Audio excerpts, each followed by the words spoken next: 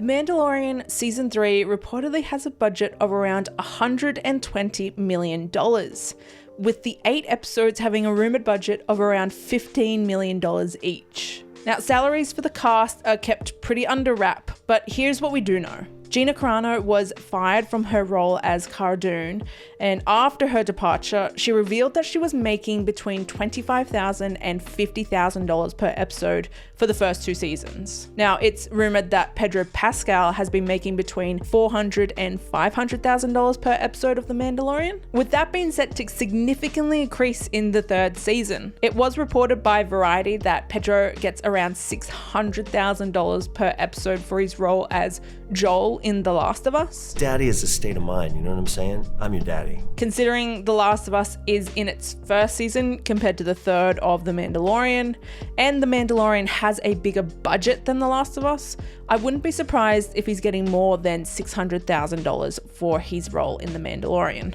Now, $15 million per episode is a pretty sizable amount. It's the same as Game of Thrones had for its final season, though nowhere near as much as The Rings of Power's $58 million per episode budget. But that's a story for a different video. Now, as I'm sure you can all guess, with the setting that The Mandalorian takes place in and the genre, a good portion of that budget goes towards its special effects, both practically and virtually. Now, the Star Wars franchise has always been breaking ground with its special effects, and The Mandalorian is no exception to this. It was one of the first major productions to utilize virtual production so heavily. Virtual production is an incredible blend of virtual and physical effects. Previously, to create these grand visual effects, productions would utilize green screens. These green screens would then be replaced in post-production to create the desired visual effect. This process has now been moved from post-production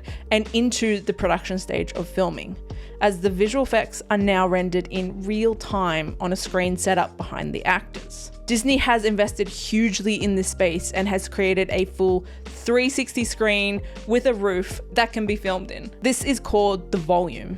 How would you describe the volume to somebody who knows nothing about it? It's like the biggest TV you'll ever see, and we just act in front of it. The volume can not only provide visual context for cast and crew while filming, it cuts down post-production time and can also help cut down lighting and setup delays. Since its huge success in the 1st season of The Mandalorian in 2019, virtual production is gaining popularity in many productions such as The Batman, Thor: Love and Thunder, and 1899, and many, many more. Now, while virtual production can help cut costs and time in some regards, it is a huge initial upfront cost. In this video posted by IGN, this virtual production setup cost around $400,000, and this setup is nowhere near the size of the volume. In an article in the Sydney Morning Herald about a similar setup here in Australia, it had the costs of just the screens alone coming in at $1.5 million.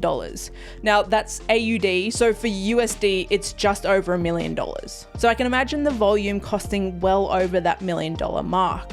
The Mandalorian is a success story for Disney Plus though. Season 3 is releasing in the coming weeks, and Season 4 is already in the works. This is making it the longest running Disney Plus original show, tied with High School Musical, the series. Both these series premiered on the launch of the streaming service on November 12th, 2019. And both these series at this stage have been renewed for a Season 4. According to The Hollywood Reporter, both seasons of The Mandalorian are ranking 1 and 2 for the most viewing time from an original series on Disney Plus. Season 1 had 5.42 billion minutes of viewing time, and Season 2 had 8.38 billion minutes of viewing time, with the Season 2 finale breaking a weekly record of 1.34 billion minutes of viewing time. Again, according to The Hollywood Reporter, the next closest series was Loki with 5.23 billion minutes of viewing time. It's been rumored that Loki, like the other MCU series, had a budget of $25 million per episode,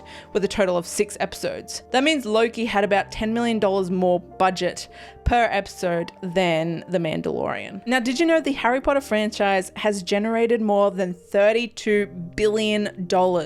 If you want to know how, check out this video here. Otherwise, if you've made it this far, hit that subscribe button and I will see you all in my next video. Okay, bye.